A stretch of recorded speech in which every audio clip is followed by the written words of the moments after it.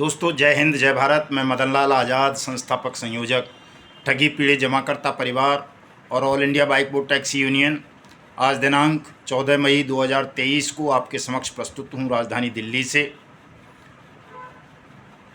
कुछ खास बात आप सबके साथ करने के लिए और कुछ सूचनाएं आपके भुगतान के संदर्भ में आप सबको उपलब्ध कराने के लिए पूरा वीडियो ध्यान से सुनना। और साथियों, जिन साथियों ने अभी तक हमारे YouTube चैनल युगांतर न्यूज़ को सब्सक्राइब नहीं किया है वो इसे सब्सक्राइब ज़रूर कर लें। मेरे इस वीडियो संदेश को ज़्यादा से ज़्यादा शेयर करें, लाइक करें, कमेंट करें। दोस्तों,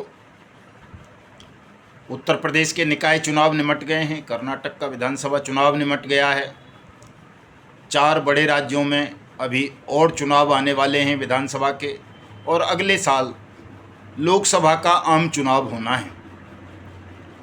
इन तमाम चीज़ों को मद्देनज़र रखते हुए हमें अपनी तैयारियां अब ज़ोर शोर से आरंभ कर देनी चाहिए, ताकि हमारा जो भुगतान का मुद्दा है, जो 42 करोड़ ठगी पीड़ित जमाकर्ता परिवारों के जीवन और उनकी मेहनत की जमा पूंजी के भुगतान से जुड़ा हुआ है,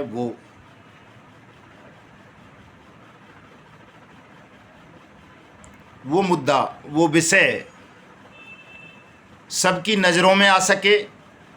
चूँकि आप देख रहे हैं कि छोटे छोटे इशू भी जो 1, 2, 4, 6 लोगों के जीवन से जुड़े हुए हैं, उनको लेकर के भी तमाम, चाहे वो पॉलिटिकल पार्टीज़ हों, मेन स्ट्रीम का मीडिया हो या दूसरे संगठन हों, बड़ी तत्परता और बड़ी गंभीरता दिखाते हैं। लेकिन आपका मुद्दा, जो मैं समझता हूं कि दुनिया का सबसे बड़ा मुद्दा है, सबसे बड़ा विषय है, शायद ही किसी विषय से 42 करोड़ लोग इफ़ेक्टिव हों, प्रभावित हों या जुड़े हुए हों। ऐसा कोई मुद्दा मुझे दुनिया में नज़र नहीं आता जिसमें इतनी बड़ी संख्या में 42 करोड़ लोग प्रभावित हों, वो उनके जीवन से जुड़ा हुआ मुद्दा हो। तो जब छोटे छोटे मुद्दा, छोटे छोटे विषय, इशू राष्ट्रीय और अंतर्राष्ट्रीय स्तर पर उछाले जाते हैं, तो उनसे समाज प्रभावित होता है, राष्ट्र प्रभावित होता है, मीडिया प्रभावित होता है, सरकार प्रभावित होती है, विपक्ष के नेता प्रभावित होते हैं और तमाम संगठन भी प्रभावित होते हैं, और उन पर वो बात करते हैं और बात करते हैं तो समस्या का समाधान निकलता है। लेकिन हमारा मुद्दा इतना विशाल मुद्दा होने के बावजूद भी, इतना गंभीर विषय होने के बावजूद भी, अगर ये मुख्य धारा का विषय नहीं बन पा रहा है, मुख्य मुद्दा नहीं बन पा रहा है, तो ये दोस्तों हमारी अपनी कमजोरी है कहीं ना कहीं। 42 करोड़ परिवार ठगी का शिकार बने, सरकार की लापरवाही के कारण बने, बल्कि ये कहा जा सकता है कि सरकार के संरक्षण में ठगों ने अपनी ठगी का शिकार 42 करोड़ हिंदुस्तानी परिवारों को बनाया। और आज भी न सरकार के कानों पे जू रेंगती है, न कोई विपक्ष इस मुद्दे पर बोलता है, न कोई और भारी भरकम संगठन या मेन स्ट्रीम का मीडिया इस विषय पर कोई डिबेट करता है, कोई चर्चा करता है। इसका मतलब दोस्तों, इसका कारण केवल और केवल ये है कि हम संगठित नहीं हैं, एकजुट नहीं हैं, हम तमाम लोगों की पीड़ा को सामूहिक स्वर नहीं दे पा रहे, जिसका फ़ायदा ठगों को तो मिल ही रहा है। ठग तो उठा ही रहे हैं 20-30 साल से, ठगी के धंधे आज भी जारी हैं, लेकिन सिस्टम में बैठे हुए बेईमान लोग भी इसका लाभ उठा रहे हैं, और तमाम पॉलिटिकल पार्टीज और अन्य संगठन भी इस विषय पर मौन हो जाते हैं। आवश्यकता है दोस्तों हमें इस वक्त जोर शोर से अपने तमाम साथियों को एकजुट करने की, भले ही वो किसी भी कंपनी या क्रेडिट कोऑपरेटिव सोसाइटी के पीड़ित हों। 2 लाख से ज़्यादा ठग कंपनीज और क्रेडिट कोऑपरेटिव सोसाइटीज़ ने देश में ठगी की घटनाएं की हैं, योजनाबद्ध तरीके से की हैं, बारी बारी से की हैं, और बहुत सारी कंपनीज तो आज भी ठगी का धंधा सरकारी संरक्षण में कर रही हैं। दोस्तों, ये इतना बड़ा इशू है कि 5 लाख से ज़्यादा लोग इसमें आत्महत्या कर चुके हैं। 1250 तो सैनिकों ने आत्महत्या की है ठगी प्रकरणों का शिकार बन जाने के कारण। आज भी कोई दिन ऐसा नहीं जाता जब 2-4 लोग ठगी का शिकार बन करके आत्महत्या ना कर लेते हैं। इतने बड़े स्तर पर आत्महत्या की घटनाएं किसी अन्य विषय के कारण कभी दुनिया में नहीं हुई जितनी आत्महत्याएं हमारे ठगी पीड़ित परिवारों ने की हैं। फिर भी ये मुद्दा मुख्य धारा का मुद्दा नहीं बन पा रहा, तो ये हमारी कमजोरी है और इस कमजोरी का लाभ ठग सिस्टम, बेईमान सिस्टम उठा रहा है। दोस्तों, बड़े गंभीरतापूर्वक इस विषय पर आप सबको ध्यान देने की ज़रूरत है। चाहे आप Bike Bot, Hello Taxi, Top Ride, Sahara India Parivar, Togo Retail Marketing, Kalpa Taru, Kalp बट, Karam Bhoomi, Samriddha Jeevan, Sai Prasad, Sai Prakash, Sai Ram, PACL Pearls, Adarsh Credit Cooperative Society, Navjeevan, Sanjeevani, Apeshwar, Kheteshwar, Rose Valley, Pincon, Pearls Allied, जिस भी कंपनी के हों आप, हीरा गोल्ड, NMM वगैरह के, या नेक्सा एवरग्रीन के, जिस भी कंपनी के या आप पीड़ित हैं, आप सबको इस पर गंभीरतापूर्वक विचार करना होगा कि जब तक हम एकजुट नहीं होंगे, एक स्वर से अपनी आवाज़ को नहीं उठाएंगे, तब तक कोई भी हमारी इस करुण पुकार को बिल्कुल नहीं सुनेगा। सब इसकी अनदेखी करते रहेंगे, सब आपको अपमानित करते रहेंगे, उपेक्षित करते रहेंगे। और कहीं आप एकजुट हो गए, आपने सामूहिक स्वर दे दिए इस अपनी पीड़ा को, और जो आपकी भुगतान की गारंटी का अधिकार हमारी संसद ने आपको दिया है, अनियमित जमा योजनाएं पाबंदी कानून 2019 बनाकर, उस कानून के क्रियान्वयन की मांग आप सब ने कर दी, तो निश्चित रूप से आप सबका भुगतान हो जाएगा, 2023 में ही हो जाएगा। और जो कानून ने व्यवस्था की है कि 180 दिन में आपकी जमा राशि का 2 से 3 गुना पैसा 180 दिन में आपको वापस सरकार करे, उससे कहीं पहले हो जाएगा।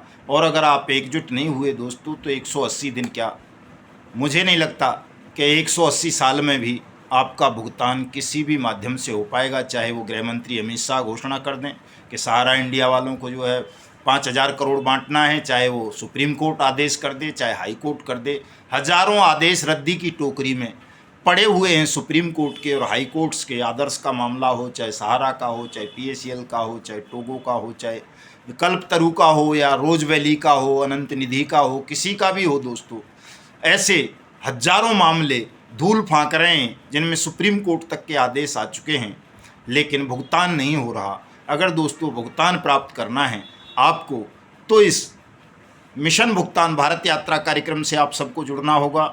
सबको देश भर में अनियमित जमा योजनाएं पाबंदी कानून 2019 के क्रियान्वयन की मांग करनी होगी, चूँकि यही एकमात्र ऐसा कानून है जो सबका भुगतान करा सकता है, आसानी से करा सकता है, 180 दिन में करा सकता है, आपकी जमा राशि के 2 से 3 गुना तक करा सकता है। लेकिन समस्या यही है कि हम सब एक मत नहीं हो पा रहे, हम सब अपनी अपनी पीड़ा को लेकर अलग अलग लड़ रहे हैं। हमने जो प्रयास किया है इस पिछले 1 साल में, उसमें आंशिक सफलता हमको मिली है।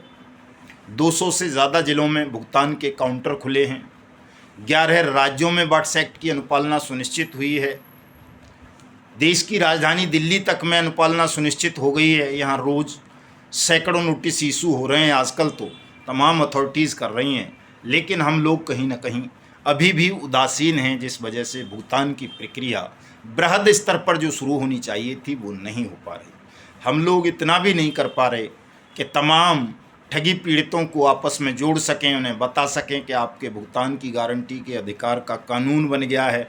आप इस कानून के तहत अपने जिला अधिकारी को, DM को, DC को आवेदन करोगे तो वो आपके आवेदन पर प्रोसीडिंग करके आपका पैसा वापस करेगा, 180 दिन में करेगा।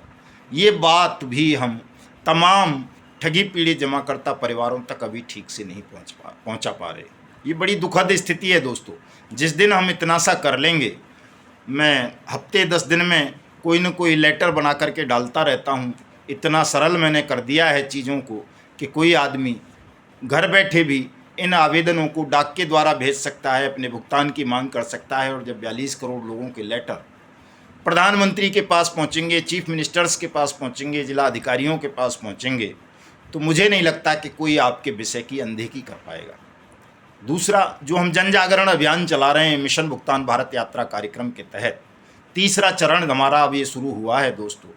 अब तीसरे चरण में हम कल कल नहीं सॉरी परसों 16 मई से उत्तराखंड की राजधानी देहरादून से पुनः एक हल्ला बोल आंदोलन शुरू करने जा रहे हैं और ये लगातार 2 अक्टूबर गांधी जयंती तक 2023 तक चलेगा। हमारा प्रयास होगा कि 2 अक्टूबर 2023 को गांधी जयंती के अवसर पर हम अपने देश की राजधानी दिल्ली का एक ज़बरदस्त घेराव करें। जिस तरह से हमने शहीदी दिवस के अवसर पर 23 मार्च को कर्तव्य पथ का घेराव किया था, प्रधानमंत्री के कार्यालय का घेराव किया था, जंतर मंतर पर पैर रखने को जगह नहीं बची थी, इतना ज़बरदस्त कार्यक्रम था दोस्तों। लेकिन फिर भी मेन स्ट्रीम के मीडिया ने कहीं भी एक लाइन तक उस कार्यक्रम को लेकर के नहीं दिखाई। तो ये जो स्थिति है अभी, जो आपके अपमान की, उपेक्षा की, आपकी अनदेखी की, इसे बदलने के लिए आपको एक बड़े कार्यक्रम की आवश्यकता है, बृहद कार्यक्रम की आवश्यकता है। जब तक आप लाखों लोग आकर के दिल्ली का घेराव नहीं करोगे, मैं समझता हूँ आपकी बात को न मीडिया प्रमुखता से दिखाएगा, न पॉलिटिकल पार्टीज उसको सीरियसली लेंगी, न सरकार लेगी, क्योंकि उन्हें आपसे अभी कोई भय नहीं है, कोई डर नहीं है। उनको नहीं लगता कि आप उनका कुछ नुकसान कर देंगे या आप उनको कुछ फ़ायदा पहुंचा देंगे, क्योंकि सिस्टम जो है हमेशा 2 ही चीज़ों से चलता है, 2 ही चीज़ों को देखता है दोस्तों, कि या तो आप उसकी हानि कर दो या आप उसको फ़ायदा पहुंचा दो। और आप इस स्थिति में हैं, इस तरह से लड़ाई को लड़ रहे हैं कि ना तो उससे सिस्टम में बैठे हुए लोगों को ये लगता है कि आप उनका कोई नुकसान कर पाएंगे, ना ये लगता है कि आप कोई फ़ायदा उनको पहुंचा पाएंगे। तो इन 2 शब्दों को पकड़ करके आप चलिए कि या तो ये ऐसी स्थिति पैदा कर दीजिए कि देश के तमाम सिस्टम को लगने लगे कि अगर उसने आपकी बात नहीं सुनी तो आप उसको बहुत बड़ा नुकसान कर देंगे, आप उसका अस्तित्व समाप्त कर देंगे, और या फिर आप उसको इतना लाभान्वित कर देंगे कि उसे अन्य किसी मुद्दे की ज़रूरत नहीं पड़ेगी। इस बात को दोस्तों समझना पड़ेगा। और सबसे पहले तो हमें अनियमित जमा योजनाएं पाबंदी कानून 2019 को समझना पड़ेगा, सबको समझाना पड़ेगा, सबको इस कानून के साथ जोड़ना पड़ेगा। उसी के लिए हम मिशन भुगतान भारत यात्रा कार्यक्रम के तहत देश के उन तमाम ज़िलों में जाएंगे, उन राज्यों में जाएंगे जहां अभी तक हम पहुंच नहीं पाए हैं 1 साल में। चूँकि दोस्तों और ज़्यादा परिश्रम करने की आवश्यकता है, और ये परिश्रम हम करेंगे, हमारा संगठन करेगा, हमारे साथी करेंगे। 16 को देहरादून रहेंगे तो 21 को जयपुर रहेंगे, तो 22, 23, 24 को मध्य प्रदेश में रहेंगे, तो 26 को लखनऊ में रहेंगे। इस तरह से फिर अगले महीने जून में हम बिहार और झारखंड की तरफ बढ़ लेंगे। तो पूरे देश में जाएंगे दोस्तों, लोगों को एकजुट करेंगे, जगाएंगे और इस समस्या की गंभीरता से अवगत कराएंगे। इस लड़ाई को कैसे जीता जा सकता है, कैसे सबका भुगतान सुनिश्चित किया जा सकता है, ये बताएंगे घर घर जा कर के। निश्चित रूप से हम सफल होंगे, कामयाबी मिलेगी। थोड़ा समय लग रहा है, और समय लगने का कारण यही है जो मैंने बताया कि हम लोग अभी एकजुट नहीं हैं, अपनी पीड़ा को सामूहिक स्वर नहीं दे पा रहे हैं ठीक से।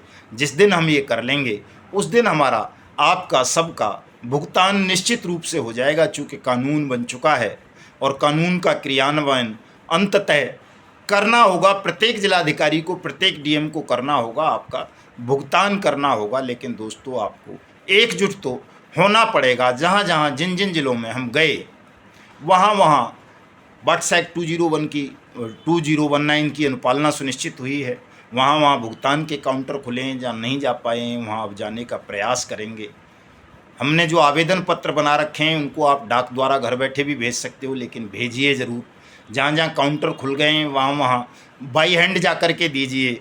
दिल्ली में, हरियाणा में, यूपी में, बिहार में, झारखंड में, मध्य प्रदेश में, महाराष्ट्र में, केरल में, कर्नाटका में, इन जगहों पर भुगतान के काउंटर खुल चुके हैं।